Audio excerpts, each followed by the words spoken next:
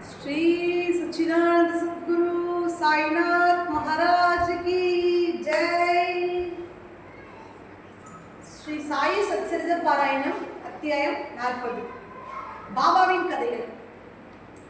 தம் அடியவர்களுக்கு லௌகீக ஆன்மீக விஷயங்களில் அறிவுரை பகரும் ஸ்ரீ சமர்த்த சாயி புனிதமானவர்। தங்கள் வாழ்வின் லட்சியத்தை அவர்கள் எய்தும் வண்ணம் அவர்களை ஊக்குவித்து மகிழ்வடைய செய்கிறார்। அவர்களின் தாயில் தம் கையால் ஆசீர்வதிக்கும் போது தமது சக்தியை அவர்களிடம் மாற்றி பேதப்படுத்தும் உணர்ச்சியை அளிக்கிறார்। துவைத உணர்வின்றி வித்தியாசமின்றி பக்தர்கள் கீழே வீழ்ந்து வணங்கும் போது அவர்களை அரவணைத்து எட்டி அடைய முடியாத பொருளாகிய தம்மையே அவர்களுக்கு கொடுக்கிறார்। மழைக்காலத்தில் கடல் ஆறுகளுடன் கலப்பது போல் பக்தர்களுடன் அவர் ஒன்றாகி அவர்களுக்கு தம் ஆற்றலையும் அந்தஸ்தையும் அளிக்கிறார்। கடவுளின் லீலையை மட்டும் பாடிக்கொண்டிருப்போருக்கு நிகராக அல்லது அவர்களை காட்டிலும் கடவுளின் அடியவர்களின் லீலா வினோதங்களை பாடுவோர் பாபாவுக்கு பிரியமானவர்கள் என்பது இதன் மூலம் அறியப்படுகிறது। இப்போது இவ்வத்தியாயத்தின் கதைகளுக்கு திரும்புவோம்। முதல் கதை திருமதி தேவி உத்யாபன் விழா। தானிய ஜில்லாவில் உள்ள தகானு மம்மலத்தார் திரு பி.வி. தேவ் அவரது தாயார் 25 முதல் 30 விதமான பிரார்த்தனைகளை அனுஷ்டித்ததன் முடிவாக ஒரு உத்யாபன் அதாவது பூர்த்தி விழாவை நடத்த இருந்தார்। 100 அல்லது 200 அந்தணர்களுக்கு உணவளிப்பதும் இவ்விழாவுடன் சேர்ந்த ஒரு அம்சமாகும்। தேவ் விழாவுக்கு ஒரு நாளை நிச்சயித்தார்। சாயி பாபாவின் விஜயத்தாரன்றி விழா உரிய முறையில் பூர்த்தி அடையாதவையால் விழாவிருந்தில் கலந்து கொள்ள அவரின் சார்பில் பாபாவை வேண்டிக் கொள்ளுமாறு பாபு சாஹேப் ஜோக்கிற்கு ஒரு கடிதம் எழுதியிருந்தார்। பாபாவிடம் பாபு சாஹேப் ஜோக் அக்கடிதத்தை படித்து காண்பித்தார்। பாபா தேவின் தூய்மையான உள்ளபூர்வமான அழைப்பினை கவனத்துடன் கருத்தில் கொண்டு கூறினார்। என்னை நினைவில் கொண்டிருப்பவனை நான் எப்போதும் நினைத்துக் கொண்டிருக்கிறேன்। எனக்கு எவ்வித வாகனமோ வண்டியோ ரயிலோ அல்லது விமானமோ தேவையில்லை। என்னை எவன் அன்புடன் கூப்பிடுகிறானோ அவனிடம் ஓடி சென்று நானே வெளிப்படையாக கலந்து கொள்கிறேன்। நம்மில் 3 பேர் நான், நீ மற்றும் இன்னொருவன் சென்று அவ்விழாவில் கலந்து கொள்வதாக அவருக்கு ஒரு மகிழ்வான பதில் எழுது என்றார்। ஜோக் பாபா கூறியதை தேவிடம் தெரியப்படுத்தினார்। பின்னர் மிகுந்த மகிழ்ச்சி அடைந்தார்। எனினும் பாபா தாமே நேரடியாக ரகத்தா ரூய் நீம்காம் முதலிய இடங்களை தவிர வேறு இடங்களுக்கு சென்றதில்லை என்பது அவருக்கு தெரியும்। பாபா சர்வவியாபியாக இருப்பதால் அவரால் இயலாது ஒன்றுமில்லை என்றும் அவர் விரும்பினால் எந்த ரூபத்திலும் திடீரென்று வந்து தம் சொற்களை நிறைவேற்றலாம் என்றும் எண்ணினார்। இதற்கு சில நாட்களுக்கு முன்னர் பங்கார உடையில் உள்ள ஒரு சன்னியாசி பசுக்களை பாதுகாத்தலை தனது குறிக்கோள் என கூறிக்கொண்டு டஹானு ஸ்டேஷன் மாஸ்டரின் நிதி வசூலிக்க வந்தார்। பின்னவர் அவரை ஊருக்குள் சென்று மம்மலத்தார் தேவையை பார்த்து அவரின் உதவியால் நிதி சேகரிக்க சொன்னார்। அத்தருடன் மம்மலத்தார் அங்கு வர நேர்ந்தது। ஸ்டேஷன் மாஸ்டர் சன்னியாசியை அவருக்கு அறிமுகப்படுத்தினார்। இருவரும் மேடையில் அமர்ந்து பேசிக் கொண்டிருந்தனர்। தேவ் வேறு ஒரு தர்மத்திற்காக ஒரு நிதி வசூல் ஏற்கனவே ராவ் சாஹேப் நரோத்தம் ஷெட்டி என்ற பெரிய மனிதர் ஒருவரால் ஆரம்பிக்கப்பட்டுள்ளதால் பெரிதொரு நிதி வசூலை தற்போது ஆரம்பிப்பது நல்லென்றும் அவர் 2 அல்லது 4 மாதங்களுக்கு பின்னர் அவ்விடத்துக்கு விஜயம் செய்தால் நல்லது என்றும் அவரிடம் கூறினார்। இதை கேட்டு அத்துறவி அவ்விடத்தை விட்டு அகன்றார்। 1 மாதத்திற்கு பின்னர் அத்துறவி ஒரு குதிரை வண்டியில் காலை சுமார் 10 மணி அளவில் வந்து தேவின் வீட்டில் முன் நின்றார்। தேவ் அவர் நிதிக்காக வந்திருப்பதாக நினைத்தார்। விழாவுக்கான ஏற்பாடுகளில் அவர் ஈடுபட்டிருப்பதை கண்டு அத்துறவி தாம் பணத்துக்காக வரவில்லை என்றும் உணவிற்காக அங்கு வந்திருப்பதாகவும் கூறினார்। தேவ் மிக்க நன்று ஐயா, மிக்க மகிழ்ச்சி, உங்களுக்கு நல்வரவு, இவ்வீடு தங்களுடையது। துறவி கூறினார், என்னிடம் மற்றும் 2 இருக்கிறார்கள்। தேவ் சொன்னார், நல்லது ஐயா, அவர்களையும் அழைத்துக் கொண்டு வாருங்கள்। விருந்து நடைபெற இன்னும் 2 மணி நேரம் இருந்ததால் எங்கு சென்று அவர்களை அழைத்து வர வேண்டும் என தேவ் கேட்டார்। அது தேவையில்லை, குறிப்பிட்ட நேரத்தில் நானே அவர்களுடன் வருவேன் என்றார்। தேவ் அவரை நடுப்பகலில் ஒருபடி கூறினார்। சரியாக மதியம் 12 மணிக்கு அம்மோரும் அவ்விருந்தில் பங்கேற்று விருந்து உண்ட பின் சென்று விட்டனர்। விழா முடிந்ததும் தேவ் பாபாவின் வாக்குறுதி மீறலை குறித்து வருந்தி பாபு சாஹிப் ஜோக்கிற்கு ஒரு கடிதம் எழுதினார்। ஜோக் பாபாவிடம் அக்கடிதத்துடன் சென்று அது திறக்கும் முன்னரே பாபா நான் வாக்குறுதி அளித்து விட்டு ஏமாற்றி விட்டதாக அவன் கூறுகிறான்। விருந்துக்கு நான் மற்ற இருவருடன் செல்லவே செய்தேன், ஆனால் அவன் என்னை புரிந்து கொள்ளவில்லை। பின்னர் எதற்காக என்னை அழைக்க வேண்டும்? சன்னியாசி நிதி கேட்டு அவனிடம் வந்திருப்பதாக அவன் எண்ணினான்। அது பற்றி அவனது ஐயத்தை நான் நீக்கவில்லையா? மற்றும் இருவருடன் வருவதாக நான் கூறவில்லையா? 3 உரிய நேரத்தில் வந்து உணவு உட்கொள்ளவில்லையா? பார், எனது மொழிகளை காப்பதற்கு நான் எனது உயிரையே தியாகம் செய்வேன்। எனது மொழிகளுக்கு மாறுபட்ட நான் இருக்கவே மாட்டேன் என்றார்।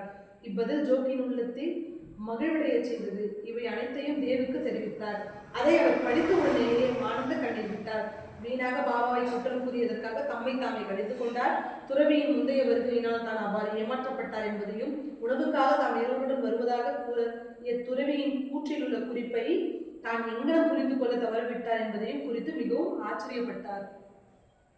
அடியவர்கள் தாங்களே முழுமையாக சத்குருவிடம் சரணாகதி அடையும் போது அவர் தம் வீட்டில் நடைபெறும் மதச்சடங்குகள் உரிய முறையில் தேவையான சம்பிரதாயங்களுடன் நடத்தப்படுகின்றனவா என்று அவர் கவனிக்கிறார் என்பதை இக்கதை நமக்கு தெளிவாக காட்டுகிறது.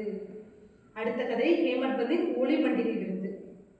பாபா தமது சித்திர ரூபத்தில் தோன்றி தமது அடியவரின் ஆவலை பூர்த்தி செய்தார் என்பதை கூறும் மற்றொரு கதையை இங்கு காண்போம். 1917ஆம் ஆண்டு பங்குனி மாதம் பௌர்ணமி ஹோலி பண்டிகை என்று காலை ஹேமட் பந்துக்கு ஒரு காட்சி தோன்றியது. பாபா அவரது கனவில் நன்றாக உடை அணிந்து ஒரு துறவியை போன்று தோன்றி அவரை எழுப்பி அன்று உணவுக்காக அவரிடம் வருவதாக கூறினார். கண் விழித்து எழுந்த அவர் துறவியையோ அல்லது சாயையோ காணவில்லை. ஆனால் அவர் கனவை நினைவு கூற தொடங்கிய போது கனவில் துறவி கூறிய ஒவ்வொரு வார்த்தையும் ஞாபகத்தில் கொண்டார். 7 ஆண்டுகளாக பாபாவுடன் அவர் தொடர்புடையவராக இருந்தாலும், பாபாவையே எப்போதும் தியானித்த போதிலும், பாபா உணவுக்காக தம் வீட்டுக்கு வருவார் என்று அவர் எதிர்பார்க்கவில்லை.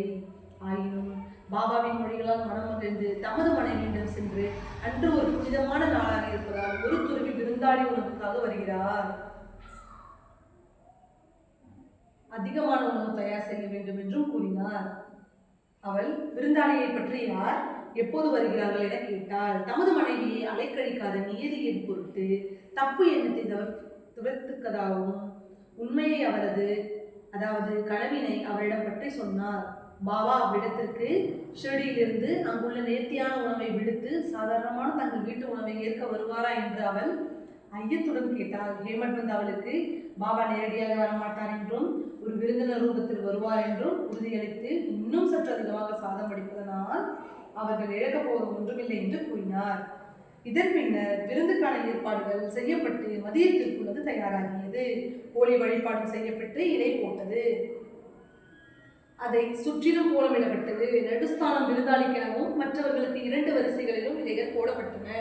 குடும்பத்தின் எல்லா உறுப்பினர்களும், மகன்கள், பேரன்கள், புத்திரிகள், மருமகன்கள் அனைவரும் வந்து தத்தமது இடங்களில் அமர்ந்தனர். பல்வேறு வித உணவு வகைகளை பரிமாறப்பட்டன. இது நிகழ்ந்து கொண்டிருக்கையில் அனைவரும் விருந்தாளிக்காக எதிர்பார்த்தனர். மதியம் கடந்துவிட்ட போதிலும் ஒருவரும் வரவில்லை. பின்னர் கதவு சாத்தப்பட்டு தாளிடப்பட்டது. பின் அன்ன சுத்தி நெய்விடப்பட்டது. இதுவே உண்ண ஆரம்பிப்பதற்கு அடையாளம். அக்னிக்கு முறையான சமர்ப்பணம், கிருஷ்ணருக்கு நைவேத்தியமும் கூட ஆயிற்று. குடும்பத்தினர் உண்ண ஆரம்பிக்கும் அதே தருவாயில் வாசலில் காலடி சத்தம் தெளிவாக கேட்டது. ஹேமட் பந்த் உடனே சென்று கதவை திறந்தார். அலி முகமது, மௌலானா இஸ்மு முஜாவர் ஆகிய இருவரை கண்டார். உணவு தயாராக இருப்பதையும் குடும்பத்தினர் உண்ண தயாராக இருப்பதையும் அவ்விருவரும் கண்டு ஹேமட் பந்திடம் மிகுந்த வருத்தம் தெரிவித்து தங்கள் குறிப்பீட்டுக்கு மன்னிப்பு கோரினார். அவர்கள் எங்களுக்காக நீங்கள் இருக்கையை விட்டு எழுந்து ஓடி வந்திருக்கிறீர்கள், மற்றவர்கள் உங்களுக்காக காத்து கொண்டிருக்கின்றனர். எனவே தயவு செய்து இந்த உங்கள் பொருளை ஏற்றுக்கொள்ளுங்கள். நாங்கள் அதன் வியக்கத்தக்க கதை முழுவதையும் தங்களுக்கு சௌகரியப்படும் போது பின்னர் விவரிப்போம் என்று கூறினார். இவ்வாறு கூறிக்கொண்டே பழைய செய்தித்தாள் ஒன்றினால் சுற்றப்பட்டிருந்த பொட்டலம் ஒன்றை மேஜையின் மேல் வைத்தார்கள். ஹேமட் பந்த் அதனை பிரித்து பார்க்கையில் அவருக்கு பெரும் ஆச்சரியத்தையும் வியப்பையும் விளைவிக்கும் வகையில் சாயிபாபாவின் பெரிய அழகிய படம் ஒன்றை கண்டார்.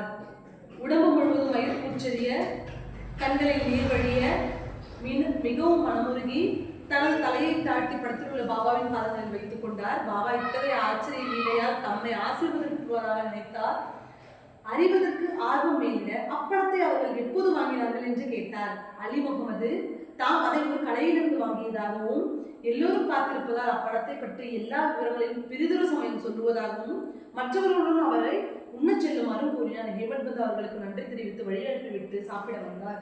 பின்னர் ஏற்கனவே ஒதுக்கப்பட்டிருந்த இடத்தில் படம் வைக்கப்பட்டு நைவேத்தியம் உரிய முறையில் செய்தான பிறகும் அனைவரும் முன் தொடங்கினர்.